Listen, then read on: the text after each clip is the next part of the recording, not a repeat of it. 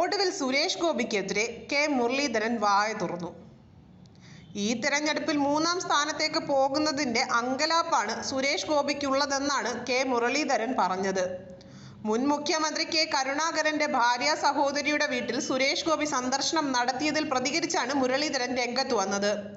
കരുണാകരന്റെ കുടുംബത്തിന് ഒരു പ്രത്യേകതയുണ്ടെന്നും വീട്ടിൽ എത്തുന്നവർ ശത്രുക്കളാണെങ്കിലും മാന്യമായിട്ടേ പെരുമാറുള്ളൂവെന്നും കെ മുരളീധരൻ വ്യക്തമാക്കി.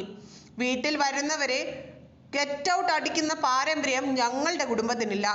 ചില വീടുകളിൽ ഗെറ്റ് ഔട്ട് അടിച്ചാലോ കെ കരുണാകരന്റെ കെയർ ഓഫിൽ 10 വോട്ട് കിട്ടുമെന്ന് BJP കരുതേണ്ട. 3ാം സ്ഥാനത്തേക്ക് തന്നെ പോകും. 2 പേർക്കാണ് കേരളത്തിൽ സമനില തെറ്റിയത്.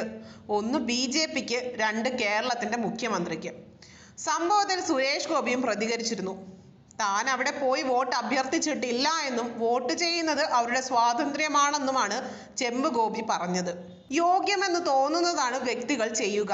വ്യക്തികളുടെ ബലത്തിലാവും തന്റെ വിജയം. കെ കരുണാകരനോട് നീതി കാണിച്ചോ എന്ന് കോൺഗ്രസ് ആത്മപരിശോധന നടത്തണം.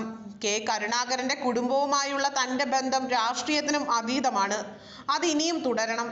കെ കരുണാകരൻ ജനകീയ നേതാവായിരുന്നു.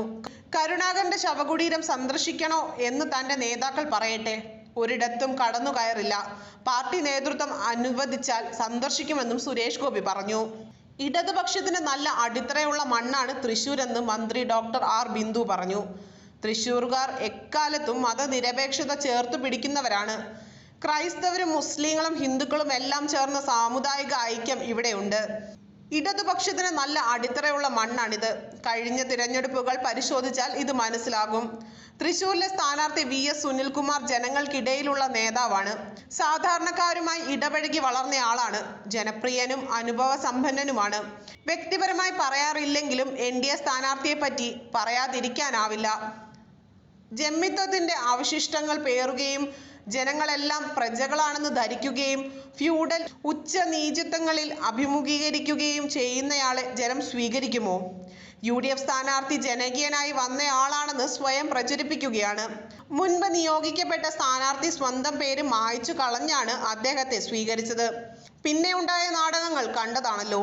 സ്ഥാനാർത്ഥിയുടെ സഹോദരി BJPയിലേക്ക് പോയതിനെക്കുറിച്ചും കൂടുതൽ പറയുന്നില്ല. ഇന്ത്യ ജനാധിപത്യ രാജ്യമാകണോ അതോ മതാധിപത്യ രാജ്യമായി അപജയപ്പെട്ടു പോകണോ എന്ന് നിർണയിക്കപ്പെടുന്ന തിരഞ്ഞെടുപ്പാണിത്. അത് മനസ്സിലാക്കി വോട്ട് ചെയ്യേണ്ട സാഹചര്യമാണ് ഇവിടെ ഉള്ളതെന്നും മന്ത്രി ബിന്ദു പറഞ്ഞു.